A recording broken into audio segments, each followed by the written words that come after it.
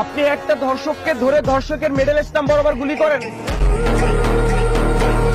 একটা মানুষকে ধরে আপনি শাস্তি দেন, আপনি দেন নাই মানে আপনি ধর্ষককে পালন করতেছেন।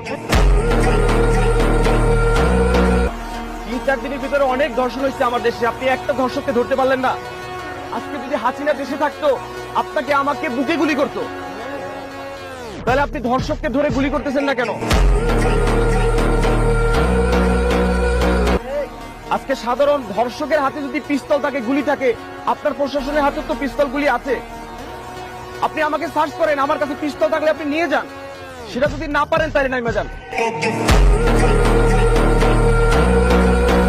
আপনি ধর্ষকের শাস্তি দিতে যদি না পারেন তাহলে আপনি চেয়ার ছেড়ে দেন, যে শাস্তি দিতে পারবে ওনাকে বসান।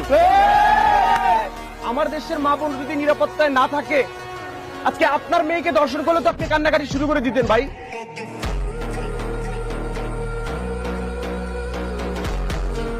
তাহলে আমার দেশের অন্য মেয়েরা যে ধর্ষিত হয় এটার কি কোনো মূল্য নাই? তাদের মান সম্মান নাই?